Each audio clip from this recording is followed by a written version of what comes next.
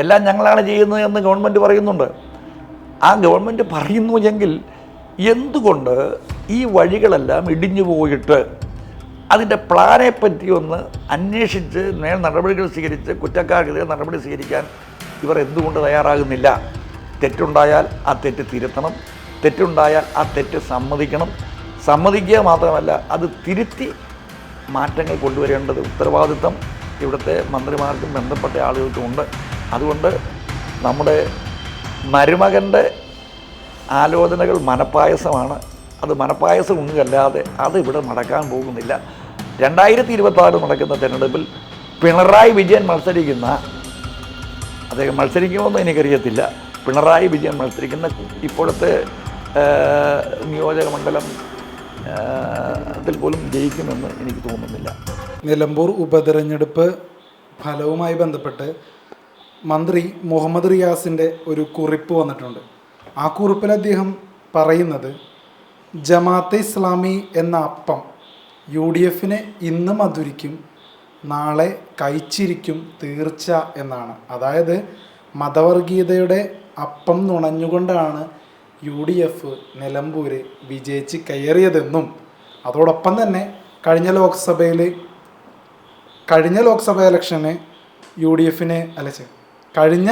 ഇലക്ഷന് LDF നേടാനായ വോട്ടുകളേക്കാൾ കൂടുതൽ LDF ഇപ്രാവശ്യം നിലമ്പൂർ നേടിയെന്നും 29,000 എന്ന വോട്ടിൽ നിന്നും ഇത്തവണ വരുമ്പോൾ LDF 37,000-ത്തിലധികം വോട്ടുകളുടെ വർധനയുണ്ടായി, 67,000 വോട്ടുകളുടെ അടുത്തേക്ക് കാര്യങ്ങൾ എത്തിയെന്നും അതുകൊണ്ട് ഇതൊരു LDF ട്രെൻഡാണെന്നും അടുത്ത 2026 ഇത് ആഞ്ഞടിക്കുമെന്നൊന്നും പറയാറായിട്ടില്ല എന്ന രാഷ്ട്രീയ വിമർശനവും വിശകലനവും മന്ത്രി മുഹമ്മദ് റിയാസ് നടത്തിയിട്ടുണ്ട്. അപ്പോൾ ആദ്യത്തെ ചോദ്യം ഇതാണ്, ഈ മതവർഗീയതയുടെ അപ്പം തിന്നുകൊണ്ടാണോ UDF നിലമ്പൂർ വിജയിച്ച് കയറിയത്? ആ വിമർശനത്തെ എങ്ങനെയാണ് കാണുന്നത്? കോൺഗ്രസ് ഒരിക്കലും മതവർഗീയതയുമായി സന്ധി ചെയ്തിട്ടില്ല, ഇന്നും ചെയ്യില്ല, നാളെയും ചെയ്യില്ല. ഒരിക്കലും മതവർഗീയതയുമായി സന്ധി ചെയ്തിട്ടില്ല. കോൺഗ്രസിനെ തോൽപ്പിക്കാൻ CPM പോലെയുള്ള കക്ഷികളാണ് കഴിഞ്ഞ കാലത്ത് മതവർഗീയതയുമായി ബന്ധപ്പെടുകയും RSS പോലെയുള്ള സംഘടനകളുമായി സഹകരിക്കുകയും ചെയ്തത് എന്നുള്ളത് സത്യമാണ്. 977 കാലത്ത് കോൺഗ്രസിനെ പരാജയപ്പെടുത്താൻ ഏത് ചെകുത്താനുമായും കൂട്ടുകൂടണം എന്ന് പരസ്യമായി പ്രഖ്യാപിക്കുകയും RSSൻ്റെ നേതാക്കന്മാരുമായി ബന്ധപ്പെടുകയും അവരുമായി ഒരേ മുന്നണിയിൽ പ്രവർത്തിക്കുകയും ചെയ്ത ആളുകളാണ് ഇപ്പോഴുള്ള ഇവിടുത്തെ CPMൻ്റെ ആളുകൾ എന്ന് പറയാൻ എനിക്ക് ആഗ്രഹമുണ്ട്. 977 കോൺഗ്രസിനെ പരാജയപ്പെടുത്തുന്നതിന് വേണ്ടി അന്ന് കോൺഗ്രസിനെ എതിർക്കുന്ന എല്ലാ ഘടകകക്ഷികളുമായി എല്ലാ കക്ഷികളും കൂട്ടുകൂടിക്കൊണ്ട് ജനതാ പാർട്ടി ഉണ്ടാക്കിയെങ്കിൽ ആ ജനതാ പാർട്ടിയിൽ മതരാഷ്ട്രീയക്കാരുണ്ടായിരുന്നു, വർഗീയതക്കാരുണ്ടായിരുന്നു, ജനസംഘമുണ്ടായിരുന്നു. ആ ജനസംഘത്തിനെ നിയന്ത്രിക്കുന്നതും നയിക്കുന്നതും RSS ആയിരുന്നു. ആ ജനസംഘത്തിൻ്റെ നേതാക്കന്മാരാണ് ജനതാ പാർട്ടിയുടെ നേതാക്കന്മാരായി മാറുകയും LK അഡ്വാനിയെപ്പോലുള്ള ആളുകൾ ദേശീയ തലത്തിൽ വരികയും AB വാജ്പേയിയെപ്പോലുള്ള നേതാക്കന്മാർ ദേശീയ തലത്തിൽ വരികയും ചെയ്തത് എങ്കിൽ കേരളത്തിൽ KG മാരാറിനെ പോലുള്ള ആളുകളും ഇവിടെ ഈ പറയുന്ന മുന്നണിയുമായി ബന്ധപ്പെടുകയും ഒന്നിച്ച് മത്സരിക്കുകയും ചെയ്തിട്ടുണ്ട് എന്നുള്ളത് ഒരു ചരിത്രമാണ്. 977 തെരഞ്ഞെടുപ്പിൽ ഞങ്ങൾ RSSുമായി ബന്ധപ്പെടുന്നില്ല എന്നു പറയുന്ന ഇപ്പോഴത്തെ മുഖ്യമന്ത്രി പിണറായി വിജയൻ ഏത് നിയോജക മണ്ഡലത്തിലാണ് മത്സരിച്ചത്? ആരായിരുന്നു അദ്ദേഹത്തിൻ്റെ എതിരാളി? അന്ന് ജനതാ പാർട്ടിയുടെ ആരെങ്കിലും അവിടെ മത്സരിക്കുന്നുണ്ടായിരുന്നോ? ജനതാ പാർട്ടിയിൽ RSSകാർ ബന്ധപ്പെട്ട് പിന്തുണ കൊടുത്തിരുന്നോ? ഈ ചോദ്യങ്ങൾക്ക് മറുപടി പറയാൻ ഇവിടുത്തെ CPMകാർ തയ്യാറാവണം. 977 പിണറായി വിജയൻ മത്സരിച്ചിരുന്നത് കൂത്തുപറമ്പ് എന്ന് പറയുന്ന നിയോജക മണ്ഡലത്തിലാണ്. അന്നത്തെ UDFന് പകരം ഐക്യകക്ഷിയുടെ നേതൃത്വത്തിലായിരുന്നു അന്ന് തെരഞ്ഞെടുപ്പിനെ കോൺഗ്രസ് നേരിട്ടത്. ഐക്യകക്ഷിയുടെ സ്ഥാനാർത്ഥിയായി ഘടകകക്ഷിയായിരുന്ന RSPയുടെ ശ്രീ അബൂബക്കർ എന്ന് പറയുന്ന ആളായിരുന്നു അവിടുത്തെ സ്ഥാനാർത്ഥി. അവിടുത്തെ ജനതാ പാർട്ടിയുടെ സ്ഥാനാർത്ഥിയുടെ പേരില്ല. അവിടെ വേറെ ആരെങ്കിലും മത്സരിച്ചിരുന്നോ എന്ന് ഇവർക്ക് പറയാൻ കഴിയുമോ? പറയാൻ കഴിയില്ല. അതേപോലെ തന്നെ ഇവിടുത്തെ പിണറായി വിജയൻ്റെ പാർട്ടിക്കാരോട് എനിക്ക് ചോദിക്കാനുള്ളത്, KG മാരാർ RSS ആണോ? KG മാരാർ RSS അല്ല എന്ന് പറയാൻ ഇവിടുത്തെ ഏതെങ്കിലും ഒരു ജനസംഘക്കാരന്, ഇവിടുത്തെ ഒരു BJPക്കാരന് പറയാൻ കഴിയുമോ? പറയാൻ കഴിയില്ല. കേരളത്തിൽ 977 രൂപീകരിക്കപ്പെട്ട ഉദുമ എന്ന് പറയുന്ന നിയോജക മണ്ഡലത്തിൽ 970 മുതൽ 77 വരെ മന്ത്രിയായിരുന്ന ശ്രീ NK ബാലകൃഷ്ണനാണ് PSPയുടെ ടിക്കറ്റിൽ, ഐക്യകക്ഷിയുടെ ടിക്കറ്റിൽ അവിടെ മത്സരിച്ചത്. അവിടെ മത്സരിക്കുമ്പോൾ അവിടുത്തെ LDFൻ്റെ അല്ലെങ്കിൽ പിണറായി വിജയൻ പിന്തുണ കൊടുത്ത കക്ഷികളുടെ നേതാവായി അവിടെ മത്സരിച്ചിരുന്ന ശ്രീ KG മാരാറാണ്. KG മാരാറുടെ പേരിലാണ് ഇപ്പോഴത്തെ BJPയുടെ സംസ്ഥാന committee office. KG Mar RSS അല്ല എന്ന് ഇവർക്ക് പറയാൻ കഴിയുമോ? RSS KG മാരാർക്ക് വേണ്ടി വോട്ട് പിടിച്ചവരാണ് ഇവിടുത്തെ CPMൻ്റെ സഖാക്കന്മാരെന്ന് പറയാൻ എനിക്ക് ആഗ്രഹമുണ്ട്. അതേപോലെ തന്നെ 977 പാർലമെൻറ്റ് തിരഞ്ഞെടുപ്പിൽ പാലക്കാട്ട് CPMൻ്റെ സ്ഥാനാർത്ഥിയായി മത്സരിച്ച സിദ്ധാർത്ഥ മേനോനാണ്. ആ സിദ്ധാർത്ഥ മേനോൻ്റെ സഹായിക്കുന്നതിന് വേണ്ടി LK അഡ്വാനി ഡൽഹിയിൽ നിന്ന് പാലക്കാട്ട് വന്ന് യോഗത്തിൽ പങ്കെടുത്തു എന്നുള്ളത് ചരിത്ര സത്യമാണ്.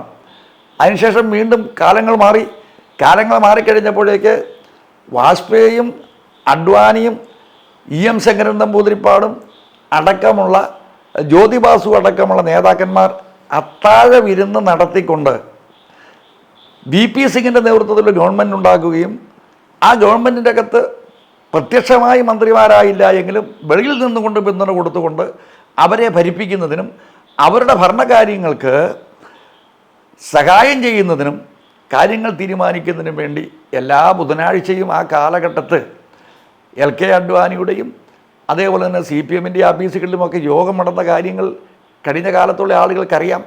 അതിൻ്റെ ഫോട്ടോയും മറ്റു കാര്യങ്ങളൊക്കെ ഇപ്പോഴുമൊക്കെ പ്രസിദ്ധീകരിക്കപ്പെട്ടിട്ടുണ്ട്. അതൊക്കെ ഇവിടെ നടക്കുന്ന കാര്യങ്ങളാണ്. അതുകൊണ്ട് വർഗീയതയുമായി സന്ധി ചെയ്യുന്ന യാതൊരു നടപടികളും ഒരിക്കലും കോൺഗ്രസും UDFും നടത്തിയിട്ടില്ല, നടത്തുകയുമില്ല. ഇവർ പറയുന്ന കാര്യങ്ങൾ പച്ചക്കള്ളമാണ്. ഇവിടെ മറ്റു പല ആളുകളെയൊക്കെ ആളുകൾ RSS ആണ് അല്ലെങ്കിൽ BJP ആണ് എന്ന് പറയുന്ന ആളുകൾ അവരൊന്നും ഒരിക്കലുമല്ല. അവരൊക്കെ സ്വതന്ത്രന്മാരായ ആളുകൾക്ക് മാത്രമേ കോൺഗ്രസ് പിന്തുണ കൊടുത്തിട്ടുള്ളൂ. ആ തെരഞ്ഞെടുപ്പ് കാലത്തെ പറ്റിയൊന്നും ഞാനിപ്പോൾ പറയുന്നില്ല. അതൊക്കെ കൂടുതൽ കാര്യങ്ങൾ വീണ്ടും പറയേണ്ടി വന്നാൽ ഞാനതൊക്കെ കാര്യങ്ങൾ പറയാം. അതോടൊപ്പം തന്നെ മന്ത്രി മുഹമ്മദ് റിയാസ് പറയുന്ന മറ്റൊരു കാര്യം, പൂർണ്ണ മനസ്സോടുകൂടി നിലമ്പൂരിലെ ഈ ജനവിധി മാനിക്കുന്നു. ഞങ്ങൾ ഉയർത്തിയ ശരിയായ മുദ്രാവാക്യം വോട്ടർമാരുടെ മനസ്സിലെത്തുന്നതിൽ എന്തെങ്കിലും പോരായ്മ സംഭവിച്ചിട്ടുണ്ടോ എന്നത് പരിശോധിക്കും. സർക്കാരിൻ്റെ നേട്ടങ്ങൾ ജനങ്ങൾക്കിടയിൽ പ്രചരിപ്പിച്ചും UDFൻ്റെ രാഷ്ട്രീയ പാപ്പരത്വവും മതവർഗീയ കൂട്ടുകെട്ടുകളും തുറന്നു കാണിച്ചും ഞങ്ങൾ മുന്നോട്ട് പോകും.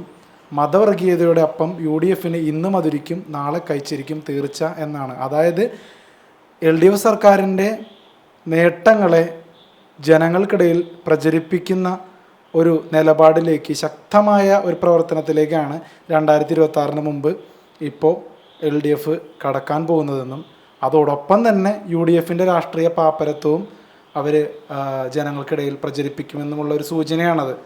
അപ്പോൾ അതിനെ ഭയക്കുന്നുണ്ടോ UDF? മുഹമ്മദ് റിയാസ് പറയുന്ന കാര്യങ്ങൾക്കകത്ത് യാതൊരു സത്യവുമില്ല. ഈ 9 വർഷക്കാലം കൊണ്ട് ഇവർ നടത്തി എന്ന് പറയുന്ന, പൂർത്തീകരിച്ചു എന്ന് പറയുന്ന ഏതെങ്കിലും ഒരു കാര്യത്തെപ്പറ്റി വ്യക്തമായി ഇവർക്ക് പറയാനുണ്ടോ? ഒന്നും പറയാനില്ല. ഇത് പലതും കഴിഞ്ഞ ഗവൺമെൻറ് കാലത്ത് ആരംഭിച്ച പദ്ധതികളാണ്. ആ പദ്ധതികളല്ലാതെ വേറെ ഒരു കാര്യങ്ങളും നടക്കുന്നത്. ഇവർ പറയുന്നത് ഇവിടുത്തെ പാവപ്പെട്ട ആളുകൾക്ക് പെൻഷൻ കൊടുക്കുന്നുണ്ടെന്നാണ് പറയുന്നത്. പെൻഷൻ കൊടുക്കുന്നുണ്ട് എന്നുള്ളത് ഇപ്പോൾ ഉമ്മൻചാണ്ടിയുടെ കാലത്ത് 75 വയസ്സ് കഴിഞ്ഞവർക്ക് 1500 രൂപയുടെ പെൻഷൻ കൊടുത്തതാണ്. ആ കാലത്ത് ഒരു പെൻഷനല്ല, പല പെൻഷനും കൊടുത്തിരുന്നു. ഒരാൾക്ക് തന്നെ കർഷക തൊഴിലാളി പെൻഷൻ കൊടുക്കുന്ന ആളുകൾക്ക് വാർദ്ധക്യകാല പെൻഷൻ കൊടുക്കും, ഒന്നിൽ കൂടുതൽ പെൻഷൻ കൊടുക്കും. ഇതെല്ലാം നിർത്തലാക്കിയിട്ട് ഇതെല്ലാം ഞങ്ങളാണ് കൊടുത്തത് എന്ന് പറയുന്നതിന് വേണ്ടിയുള്ള കാര്യങ്ങളാണ് അവർ നടത്തുന്നത്. ഞാൻ ഇതൊക്കെ പറയുന്ന ആളുകളോട്, ഇതെല്ലാം കൊടുത്തു എന്ന് പറയുന്ന ആളുകളോട് ആശാവർക്കർമാരുടെ സമരത്തെപ്പറ്റി ഇവർക്ക് വല്ലതും പറയാനുള്ളോ എന്ന് ഞാൻ ചോദിക്കുന്നു. അതുകൂടാതെ വർഷങ്ങളായി ഇവിടെ ഉണ്ടാക്കിയുള്ള ക്ഷേമ ബോർഡുകളുണ്ട്, 16 ക്ഷേമ ബോർഡുകളുണ്ട്. ആ 16 ക്ഷേമ ബോർഡുകളിലെ അംഗങ്ങൾക്ക് കൃത്യമായി പെൻഷൻ ആനുകൂല്യങ്ങൾ ഇവർ കൊടുക്കുന്നുണ്ടോ?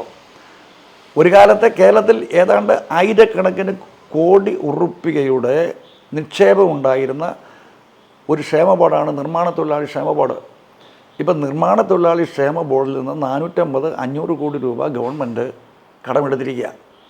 അവിടെയുള്ള ആളുകൾക്ക് അതിനോട് ബന്ധപ്പെട്ട് ഉള്ള അവിടെ മാസാമാസം പണമടച്ച്, വർഷങ്ങളായി പണമടച്ച് അതിൻ്റെ അംഗങ്ങളായി ഇരിക്കുന്ന ആളുകൾക്ക് പെൻഷൻ കൊടുക്കാൻ, ആനുകൂല്യങ്ങൾ കൊടുക്കാൻ അവർക്ക് കഴിയുന്നില്ല.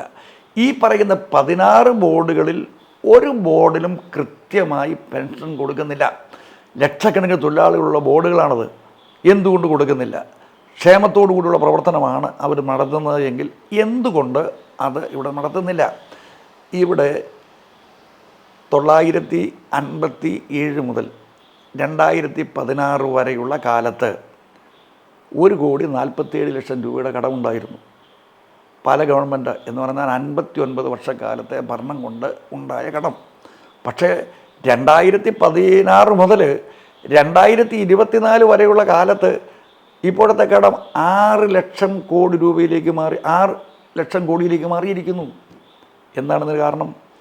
ഇവിടെ നടത്തിയിരിക്കുന്ന വികസന പ്രവർത്തനങ്ങൾ എന്താണ്?